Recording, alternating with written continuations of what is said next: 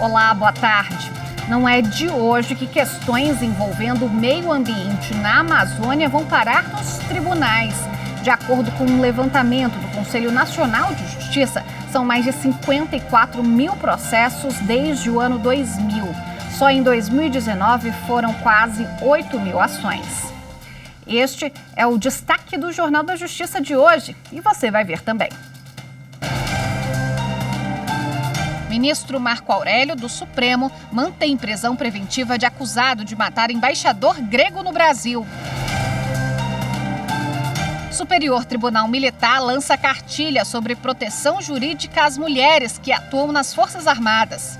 A cartilha traz ainda recomendações às mulheres militares que estejam sofrendo agressão ou a pessoas que tenham presenciado a violência. E ainda, Justiça de São Paulo condena desembargador a indenizar Guarda Municipal de Santos no litoral paulista. Para o juiz José Alonso Beltrame Júnior, as gravações não deixam dúvidas de que o desembargador quis humilhar e menosprezar o guarda Cícero Rosa Neto.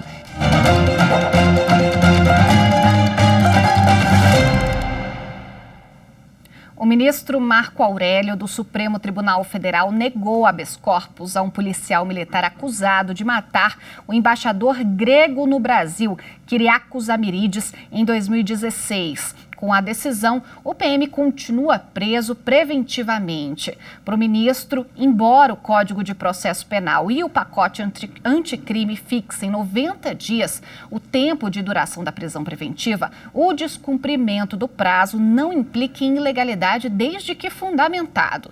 De acordo com a denúncia, o policial militar era amante da mulher do diplomata e teve a ajuda de um sobrinho para cometer o crime.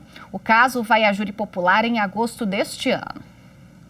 A sexta turma do Superior Tribunal de Justiça negou liberdade a um homem preso por transportar 870 quilos de maconha no Paraná. A relatora do caso foi a ministra Laurita Vaz, e ela ressaltou que a quantidade de droga apreendida mostra a periculosidade do réu e confirma a necessidade da prisão como forma de garantir a ordem pública. O homem foi preso em flagrante ao transportar cerca de 870 quilos de maconha entre São Paulo e Paraná.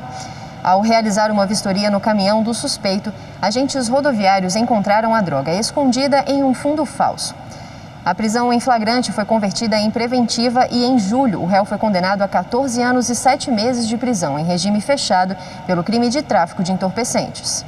O Tribunal de Justiça de São Paulo negou habeas corpus contra a prisão preventiva decretada em primeiro grau.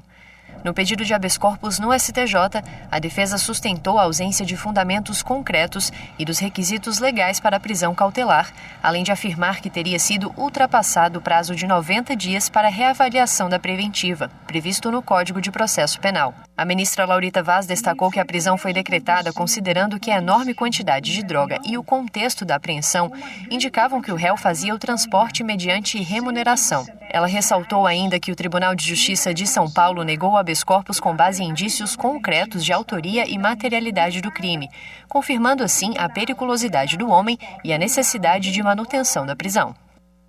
A Justiça de São Paulo condenou o desembargador Eduardo Siqueira a pagar R$20 mil de indenização a um guarda municipal de Santos, no litoral paulista.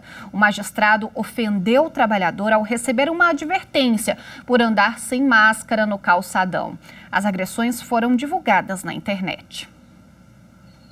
O vídeo viralizou nas redes sociais e causou revolta. Só poderia colocar a máscara, por favor? A gravação mostra que o desembargador Eduardo Siqueira se nega a respeitar o decreto editado em abril pela Prefeitura de Santos, que obriga o uso de máscara para conter a disseminação do coronavírus.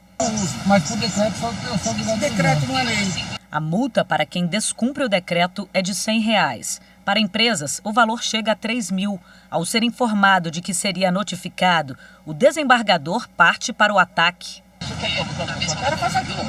O desembargador ainda faz ameaças e chega a ligar para o secretário de Segurança Pública de Santos. Eu estou aqui com um analfabeto do PNC, aqui, um rapaz. Para o juiz José Alonso Beltrame Júnior, as gravações não deixam dúvidas de que o desembargador quis humilhar e menosprezar o guarda Cícero Rosa Neto e determinou o pagamento de indenização no valor de R$20 mil.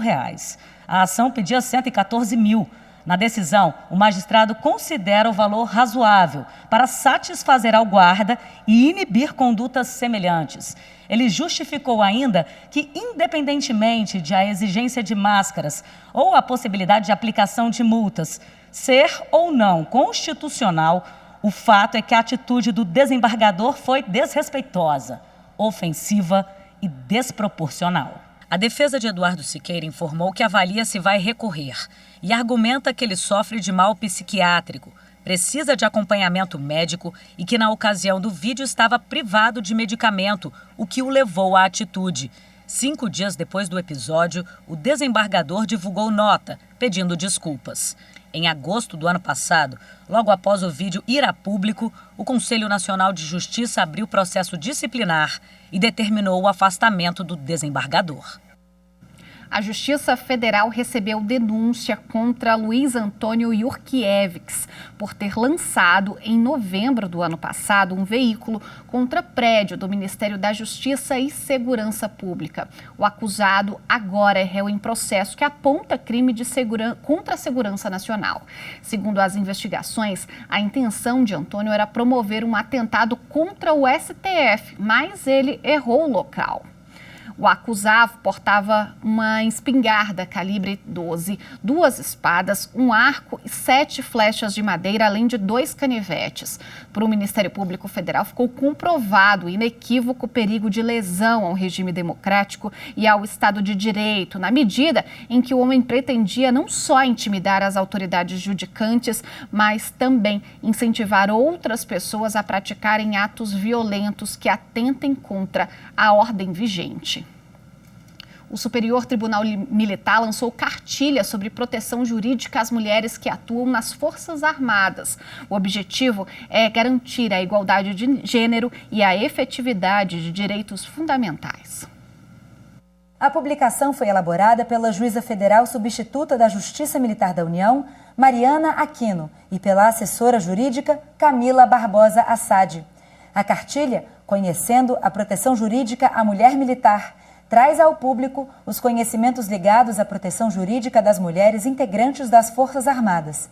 Uma lei que ganhou destaque na cartilha é a 13.491 de 2017. A Lei 13.491 de 2017 teve um papel muito importante, porque ela ampliou o conceito de crime militar para aqueles não somente previstos no Código Penal Militar, mas também previstos no Código Penal Comum e na legislação extravagante. Então, ampliou-se o espectro de proteção à mulher militar em face dessa ampliação legal pela Lei 13.491. Um bom exemplo é o crime de importunação sexual.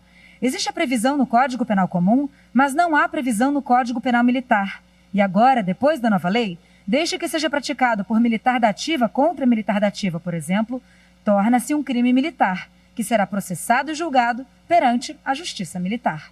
A cartilha também destacou 8 medidas a serem adotadas em caso de violência contra a mulher. São elas: a nomeação para a investigação, a criação de ouvidorias para apurar os relatos da mulher militar, o acolhimento da vítima, a assistência social e psicológica das organizações militares a vítimas militares de violência, a aplicação de medidas protetivas pelo juiz federal da JMU, a proteção à mulher à área administrativa militar, a inclusão de conteúdo sobre violência de gênero nos cursos de formação das Forças Armadas, além de palestras periódicas aos efetivos militares sobre violência contra a mulher militar e sua proteção jurídica.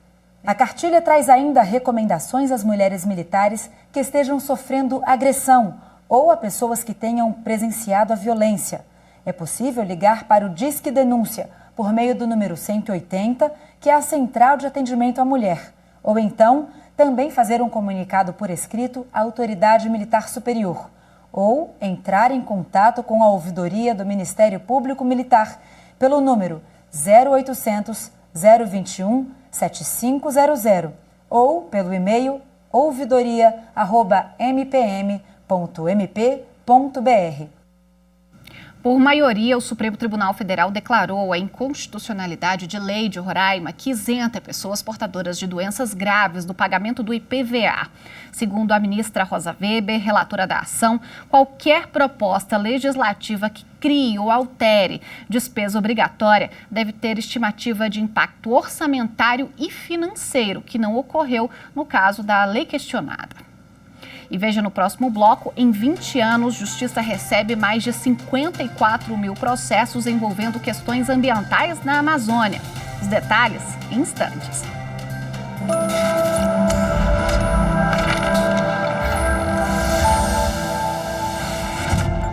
A Constituição Federal é a gênese de todas as normas a serem seguidas no Brasil. É ela que dá o parâmetro que cada cidadão deve seguir para que no Estado democrático de direito se respeite o seu direito, se respeite o direito dos outros.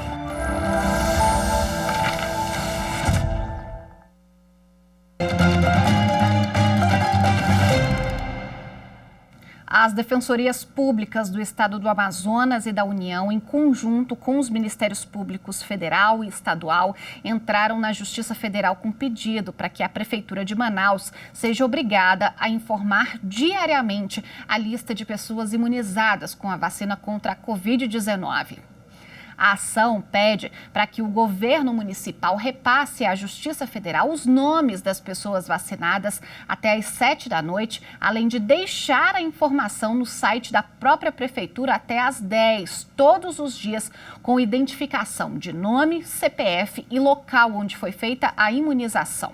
A iniciativa foi tomada em razão das diversas notícias da vacinação de quem não integra o grupo prioritário. O Conselho Nacional de Justiça divulgou dados consolidados de ações judiciais sobre o meio ambiente na Amazônia. São mais de 54 mil processos desde o ano 2000. Só em 2019 foram quase 8 mil ações. Os dados são do painel de ações ambientais na rede amazônica, lançado recentemente pelo Conselho Nacional de Justiça. Este é um mapeamento inédito sobre as ações ambientais na região. Com o painel, pesquisadores, ambientalistas e gestores públicos vão conseguir identificar quantos e quais conflitos envolvendo o meio ambiente e a Amazônia já foram levados aos tribunais. E também incentivar o debate, a pesquisa e políticas públicas ambientais na região. A importância desse trabalho e levantamento e consolidação de dados em relação às ações de natureza ambiental em todo o território nacional, compreendendo a Justiça Estadual, Federal e os tribunais superiores, ela é da maior importância. Primeiro porque temos num lugar só, a partir de agora, para consultas, o conhecimento qualitativo e quantitativo desses processos. Nós temos condição de verificar não apenas a questão processual propriamente dita, mas a questão do efetivo cumprimento das próprias decisões judiciais, isso também será possível, e também do cumprimento voluntário da legislação pela sociedade. Mais da metade das ações judiciais no país tem como assunto dano ambiental e crimes contra a flora. Depois, poluição com 12% dos processos. Crimes contra a fauna respondem por 4% das demandas judiciais e 6,3% são de pedidos de revogação ou anulação de multas ambientais. O Pará é o estado onde se concentra o maior volume de ações. Na sequência, vem o Mato Grosso, Rondônia e Amazonas. Quem conversa com a gente sobre o assunto é a conselheira do CNJ, Maria Tereza Willi. Boa tarde, muito bem-vinda ao Jornal da Justiça, conselheira. Muito obrigada, agradeço a oportunidade. É um levantamento inédito, faz um panorama aí dos últimos 20 anos para cá. Qual a importância dele para o Conselho Nacional de Justiça e para o Poder Judiciário? Com a assunção do ministro Fux, ele deu prioridade a temáticas da Agenda 2030 da ONU e criou 2 observatórios, o Observatório de Direitos Humanos e o Observatório do Meio Ambiente, dando sequência a um trabalho que já vinha sendo feito. E no Observatório do Meio Ambiente, o presidente ministro Fux tem solicitado, né, um diálogo intenso entre o Poder Judiciário, a sociedade civil, outros órgãos, no sentido de buscar dados, buscar informações, tentar ter um planejamento, uma visão estratégica das questões ambientais, com ênfase na região amazônica. É possível que com este levantamento a solução de conflitos na região amazônica seja mais rápida? Eu acredito que sim, inclusive por força da lei anticrime, ela prevê hoje a possibilidade do acordo de não persecução penal, ou seja, os crimes ambientais, todos os crimes ambientais previstos, né, na lei penal, eles são passíveis hoje de acordo de não persecução penal. Então, se a Polícia Federal, ao investigar um crime ambiental praticado em terra da União, em terra indígena, identifica esse crime, conduz as pessoas, leva, né, o procedimento ao Ministério Público, o Ministério Público pode propor, desde logo, um acordo de não persecução penal com determinadas condições, sem sequer a necessidade de oferecimento de denúncia, crime, e o juiz pode homologar esse acordo, ou seja, através desse rápido diálogo é possível, então, a solução para crimes ambientais que ocorrem, e acho que o papel do Conselho Nacional de Justiça é justamente de ter a visão estratégica do que está acontecendo. Então, esse levantamento de dados, com o número único dos processos, permitindo, né, que os pesquisadores, enfim, conheçam um pouco mais a base de dados do Poder Judiciário, que hoje tem 80 milhões de processos. Em relação a essa temática ambiental, eu gostaria de fazer o seguinte destaque: nós temos hoje 851 milhões de hectares no Brasil. Desse montante de terras no território nacional, 497 milhões de florestas, o que significa que mais da metade do território nacional são florestas, e a maior parte nós sabemos que está concentrada na região amazônica. 107 milhões dizem respeito a terras indígenas, demarcadas e homologadas por decreto do presidente da República. O que nós estamos fazendo agora, nesse segundo momento, a partir desse diagnóstico das ações que foram publicizadas, em conjunto com a Secretaria Especial de Projetos, que é coordenada pelo Dr. Marcos Lívio, nós estamos hoje verificando e estamos concluindo esse trabalho, nós estamos aperfeiçoando essa base de dados, nós identificamos desses 107 milhões de hectares o número de cada um dos decretos da Presidência da República, com o nome dos municípios, as coordenadas georreferenciadas de todas essas terras. Fizemos já um recorte para os 5 tribunais regionais federais, que têm competência para o julgamento dos crimes ambientais que ali são praticados. Colocamos na base de dados o número total de hectares dessa terra conforme o decreto, o número total de hectares desmatados ou desflorestados por município, e esse trabalho será apresentado ao ministro Fux na próxima reunião do Observatório do Meio Ambiente, e aí caberá então ao presidente, se assim entender, verificar com os tribunais a possibilidade de uma busca, de uma procura, de uma tentativa de localização quanto à existência ou não de processos criminais, de inquéritos policiais naquele município onde o desmatamento está acontecendo. É a primeira vez que, com o uso de imagens geoespaciais, com georreferenciamento, o Poder Judiciário brasileiro está consolidando informações estratégicas a serem disponibilizadas aos tribunais. Esse é um trabalho que vem sendo feito, tendo em vista a prioridade que vem sendo dada pelo presidente Fux em relação a essa temática ambiental e o diálogo que se dá no observatório com a sociedade brasileira. Conselheira Maria Tereza Willi, muito obrigada pela participação aqui no Jornal da Justiça e por todas as suas informações. Muito obrigada, eu que agradeço imensamente a oportunidade. No próximo bloco eu volto com as notícias da Justiça Trabalhista. Não saia daí.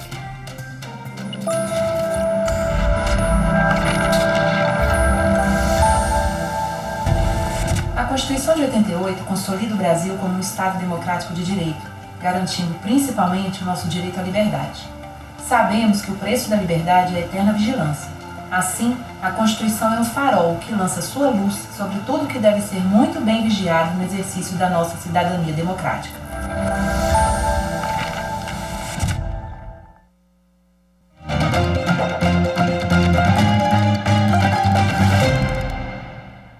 O Tribunal Superior Eleitoral suspendeu as consequências previstas para eleitores que deixaram de votar e justificar nas eleições 2020. A resolução foi assinada nesta quinta-feira pelo presidente do TSE, ministro Luiz Roberto Barroso. O TSE avaliou que o agravamento da pandemia da Covid-19 no país dificulta o processo de justificativa ou pagamento da multa, principalmente para eleitores que vivem em situação de maior vulnerabilidade e com limitações de acesso à internet. Enquanto a resolução estiver valendo, os eleitores não ficam impedidos de emitir passaporte ou carteira de identidade, tomar posse em concurso público e renovar matrícula em instituição pública de ensino ou fiscalizada pelo governo. Essa suspensão é válida enquanto durar o plantão extraordinário da Justiça Eleitoral por causa da pandemia. Só quem pode dispensar o pagamento das multas é o Congresso Nacional. Isso significa que, ao fim do prazo, quando não houver mais riscos à saúde do eleitor, caso o Congresso não aprove o cancelamento das multas, quem tem pendências com a Justiça Eleitoral precisará fazer o pagamento ou solicitar isenção ao juiz eleitoral. A 7ª turma do Tribunal Superior do Trabalho reconheceu o direito de um professor da rede pública de apresentar ação individual para executar sentença em processo coletivo. O professor e outros colegas representados pelo sindicato no interior de São Paulo conseguiram na justiça o direito de receber diferenças salariais com base em lei municipal. A fase de execução ocorreria de forma coletiva, mas o professor propôs ação individualmente para receber as parcelas. O Tribunal Regional do Trabalho da 15ª Região, em Campinas, manteve a sentença que extinguiu a ação. Considerou que o professor não era parte do processo movido pelo sindicato. Segundo o TRT, há regras próprias a serem seguidas, e uma delas é a execução que se materializa nos próprios autos, em continuidade ao processo de conhecimento. O professor recorreu e o caso chegou ao Tribunal Superior do Trabalho. O relator do recurso na 7ª turma, ministro Evandro Valadão, observou que a seção 1 de dissídios individuais firmou o entendimento de que o empregado, mesmo substituído pelo sindicato na ação principal, tem legitimidade para propor a execução da sentença. A decisão teve fundamento no Código de Defesa do Consumidor ao Direito Processual do Trabalho. Para o relator, ao manter a extinção do processo, o TRT decidiu em sentido contrário ao artigo 5º da Constituição, que garante o acesso ao Poder Judiciário. Por unanimidade, a turma determinou o retorno do processo à vara de origem. A versão piloto do PJE 2.6 já está em funcionamento nos tribunais regionais do trabalho da 12ª região em Santa Catarina e da 15ª região em Campinas, São Paulo. Veja as novidades do sistema na reportagem de Luana Carvalho. As atualizações foram feitas nos 2 tribunais no fim de semana de 9 e 10 de janeiro. As ações contaram com o suporte de plantão da equipe da Coordenadoria Técnica do Processo Judicial Eletrônico e do Conselho Superior da Justiça do Trabalho, CSJT. De acordo com o Ato Conjunto 41 de 2020, os demais tribunais regionais do trabalho foram distribuídos em 4 grupos. Segundo o cronograma, até março deste ano, os outros tribunais também vão contar com a nova versão do sistema. As novidades trouxeram ainda mais agilidade e segurança. A remessa dos processos foi atualizada para uma nova arquitetura, que deixou o uso mais estável e intuitivo. O EREC, que antes era um sistema de apoio, foi internalizado, proporcionando mais comodidade e simplicidade ao usuário.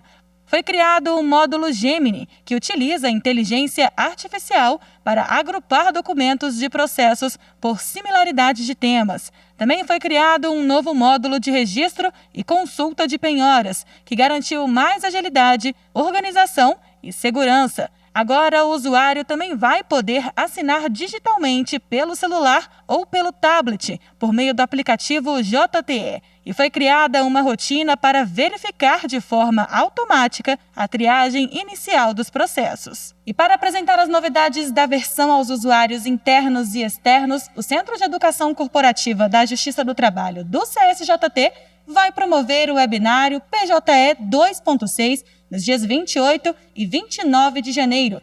A transmissão vai ser realizada pelo canal do CSJT no YouTube. E uma última notícia, a ministra Rosa Weber, do Supremo Tribunal Federal, negou o pedido do PDT para que a eleição na Câmara dos Deputados fosse feita pelo sistema híbrido. Isso significa que fica mantida a eleição de forma presencial.